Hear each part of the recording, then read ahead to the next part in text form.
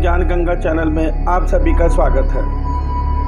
मेरे समस्त भाइयों बहनों और मित्रों, आप सभी को जय श्री कृष्णा। श्री भगवान आप सभी का जीवन आनंदमय, मंगलमय और भक्तिमय करें, ऐसी श्री भगवान जी से प्रार्थना है। मेरे प्यारे भाइयों बहनों और मित्रों, पिछले दो ब्लॉग्स में हमने समझा कि ईश्वर का वास्तविक स्वरूप क्या है। मित्रों, हमारे वेद और श्रीमद् भगवत गीता के अनुसार हमारे परमपिता परमेश्वर को वेदों में और श्रीमद् भगवत गीता में अव्यक्त कहा गया। अव्यक्त अर्थात जो हैं मगर उनके स्वरूप को जानना संभव नहीं है। इसी तरह से आत्मा को भी अव्यक्त कहा गया है। मित्रों, मगर इतनी जानकारी से हम अव्यक्त जानकर कैसे अपने ईश्वर को जान सकते हैं।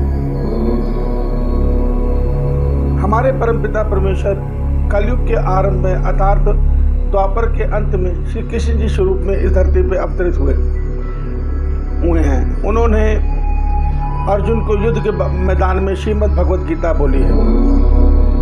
प्यारे भाइयों, श्रीमद् भगवत गीता के अध्याय 4 के श्लोक 6 में भगवान ने कहा है, अर्जुन, मैं ही समस्त प्राणियों का ईश्वर हूँ और मैं ही अपनी प्रकृति को अपने अधीन करके हर युग में प्रकट होता हूँ। मेरे इस धरती पर प्रकट होने का जो कारण है, जब मेरे सृष्टि में धर्म की हानि होती है और अधर्म बढ़ता है, तब मैं अपने स्वरूप को धारण करके प्रकट होता हूँ। मित्रों, इस प्रकार भगवान श्री कृष्ण जी ने श्रीमद् भगवत गीता में हमें अपनी प्रकृति के, हमारे स्वरूप के अर्थात आत्मा के विषय में और स्वयं ईश्वर के विषय में बहुत ही गूढ़ जानकारियां हमें दी हैं। मित्रों, उसी जानकारी में अध्याय 10 तक जब अर्जुन को भगवान श्रीमद् भगवत गीता बता चुके हैं, तब अर्जुन भगवान कृष्ण जी के आगे हाथ जोड़कर बोलता है, हे भगवान, मैं आपके इस दिव्य ज्ञान को सुनकर ये जान चुका हूँ, आप ही परब्रह्म परमेश्वर हैं। आप ही आदि और अंत से रहित ईश्वर हैं। आपका आदि मध्य अंत कोई नहीं जानता।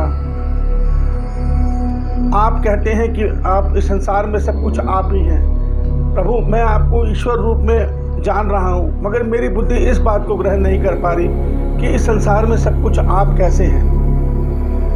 मित्रों, इसके जवाब में स्वयं भगवान श्री कृष्ण जी जो परब्रह्म परमेश्वर हैं, उन्होंने अर्जुन को बताया, अर्जुन, वास्तव में मेरे संसार में समस्त विभूतियों यानी मेरे समस्त रूपों का कोई अंत नहीं है। मेरा आदि मध्य अंत कोई नहीं जानता, मगर फिर भी मैं तुम्हें इस सृष्टि को कैसे धारण करता हूँ, अपनी कुछ प्रमुख विभूतियों को तुम्हें बताता हूँ। मित्रों, हम सब जानते हैं श्रीमद् भगवत गीता के अध्याय 11 में श्री भगवान ने अर्जुन को अपना विराट स्वरूप दिखाया।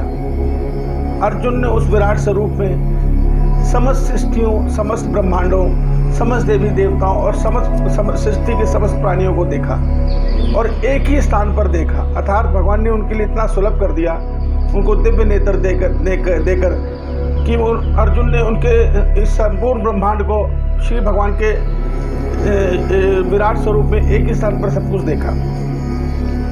तो उसी में भगवान अध्याय 10 में अर्जुन को अपनी विभूतियों के विषय में कहते हैं, अर्जुन, अध्याय 10 का श्लोक 20 है, अर्जुन, मैं समस्त भूतों की, समस्त देवी देवताओं की, सबकी आत्मा हूँ और अर्जुन, मैं ही सभी का आदि मध्य अंत हूँ। अर्थात हमारे परब्रह्म परमेश्वर जो कृष्ण जी स्वरूप में आए हैं, उन्होंने हमारे को ये बता दिया कि मैं ही समस्त जीवों की और समस्त देवी देवताओं की आत्मा हूँ। अब आप समझ सकते हैं, जो शरीर से आत्मा बाहर निकल जाती है वो शरीर निर्जीव हो जाता है। अर्थात इस ब्रह्मांड में जो भी कुछ जीवंत है वो ईश्वर के आत्मा की वजह से जीवंत है और हमारे हर शरीर को जो शक्ति दे रही है वो आत्मा ही दे रही है। तो इस प्रकार हमें ये ज्ञात होता है कि इस संसार के समस्त प्राणियों में, समस्त देवी देवताओं में जो शक्ति है, जो चेतन शक्ति है, वो स्वयं ईश्वर है। कृष्ण जी कहते हैं वो मैं ही हूँ। अर्जुन, अब भगवान अर्जुन को जो सृष्टि में हमारी जो पहुंच है, अर्थात हम उपमा देते हैं कि भाई समुद्र से बड़ा कुछ नहीं, तो भगवान अर्जुन को उपमा में दे रहे हैं, अर्जुन समस्त चमकने वाली वस्तुओं में मैं सूर्य हूँ, अर्थात मैं सूर्य के समान मेरा प्रकाश है, नक्षत्रों में मैं चंद्रमा के समान शीतल हूँ। अर्जुन मैं ही संसार जल रूप में मैं सागर हूँ, देवताओं में मैं देवताओं का राजा इंद्र हूँ। अर्जुन मैं ही सबका आदि मध्य अंत हूँ, सबका मृत्यु और जन्म का कारण भी मैं ही हूँ। समस्त सृष्टियाँ मुझसे ही उत्पन्न होती हैं, मुझ में ही विलीन हो जाती हैं। मैं ही सृष्टि को धारण करता हूँ, मैं ही सृष्टि का भरण पोषण करता हूँ, मैं ही सबका संहार करता हूँ। रुद्रों में मैं शंकर हूँ, सृजन करने वालों में मैं ब्रह्मा हूँ, सबका धारण करके पोषण करने वालों में मैं विष्णु हूँ। गायों में मैं कामधेनु गाय हूँ, सृष्टि में उत्पत्ति बढ़ाने वाला काम शक्ति कामदेव मैं ही हूँ। अर्थात जितनी प्रमुख चीजें हैं हमारे भगवान श्री कृष्ण जी ने सब कुछ अर्जुन को समझाई, और भगवान ने यह भी बताया कि मेरी संपूर्ण विभूतियों को जानने में तुम सक्षम नहीं हो। आप खुद समझिए, जिस ईश्वर का ना हम आरंभ जानते हैं ना ही उनका कोई अंत है, हम उनके विषय में कैसे जान सकते हैं। मगर जब वो ईश्वर हमें स्वयं अपने बारे में बताते हैं तब हम उनके विषय में जान लेते हैं। मगर मैं हैरान हूँ, श्रीमद् भगवद गीता में भगवान ने इतनी संक्षिप्त में समझाया नहीं, अपितु अर्जुन को अपना विराट स्वरूप दिखा भी दिया है। तब भी यह संसार में संशय फैला हुआ है। आज अनेकों मत में, अनेकों धर्मों में अनेकों ईश्वर के स्वरूप हैं। अन्य धर्मों को छोड़ो, हमारे अपने धर्म में लोग अज्ञान रहित, अज्ञान जनित बातें करते हैं। मित्रों, हमारे भगवान श्रीमद् भगवद गीता में कहते हैं, मैंने मनुष्यों में विवेक ज्ञान इसलिए दिया है जो उसको 84 लाख योनियों से अलग करता है। अर्थात विवेक ज्ञान वो ज्ञान है जो सत्य और असत्य की पहचान कर सके। अर्थात इस संसार में क्या सत्य है क्या असत्य है, तो एक ही सत्य है कि दिखाई देने वाली सभी वस्तुएं परिवर्तनशील हैं और एक दिन समाप्त हो जाती हैं। जो समाप्त नहीं होता वो हमारी आत्मा और परमात्मा। मगर जो प्रकृति है वो भी कृष्ण से उत्पन्न हुई है, अर्थात परमात्मा से उत्पन्न हुई है, और जो ये आत्मा है वो भी ईश्वर से उत्पन्न हुई है। तो जड़ चेतन सब कुछ वही है। तत्व ज्ञान यही कहता है कि एक ईश्वर के अतिरिक्त किसी अन्य की कोई सत्ता नहीं है, किसी अन्य की कोई शक्ति नहीं है। जिस स्वरूप की जरूरत पड़ी ईश्वर ने वो स्वरूप धरकर इस सृष्टि को धारण किया हुआ है। ईश्वर भगवान हमारे श्रीमद् भगवद गीता में कहते हैं, अर्जुन जल में रस मैं हूँ, सूर्य की तपिश मैं हूँ, अग्नि का तेज मैं हूँ, संसार की प्राणवायु मैं हूँ। तो अब आप समझिए बचा क्या। धरती को धारण कर धरती की उर्वर शक्ति मैं हूँ। सब कुछ ईश्वर ही है, सब कुछ ईश्वर है। और जो ये दिखाई देने वाली सृष्टि है ये उनकी माया से उत्पन्न है, और उनकी माया ने हमारे मन को भ्रमित किया हुआ है। कैसे भ्रमित किया हुआ है ये हमने पहले के कुछ एपिसोडों में समझा।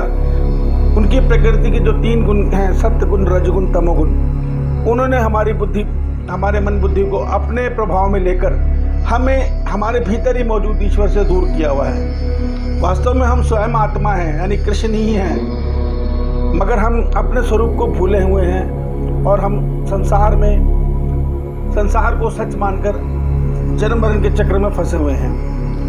क्योंकि हमारी कामना संसार से जुड़ी हुई है, हमारे सुख संसार से जुड़े हुए हैं, इसलिए हम इस बंधन को तोड़ नहीं पा रहे और मरणोपरांत फिर इसी संसार में नया जन्म लेके आ रहे हैं। मित्रों, हम इससे आगे इस रास्ते को समझेंगे, किस प्रकार हम अपने ईश्वर को जान सकते हैं, किस प्रकार उनको अपने अंदर भीतर अनुभव कर सकते हैं, किस प्रकार हम इस माया के चंगुल से छूट सकते हैं। ये सारे उपाय श्रीमद् भगवद गीता में भगवान ने बड़े विस्तार से, बड़ी सरलता से हमें समझाए हैं। जरूर सिर्फ हमें भगवान श्री कृष्ण जी में श्रद्धा रखकर उनके इन उपायों को समझने की है, उनमें ध्यान लगाने की है, उनमें मन लगाने की है। बाकी अगले वीडियो में। जय श्री कृष्णा। श्री भगवान आप सभी को आनंदमय मंगलमय जीवन प्रदान करें। जय श्री कृष्णा। जय श्री कृष्ण।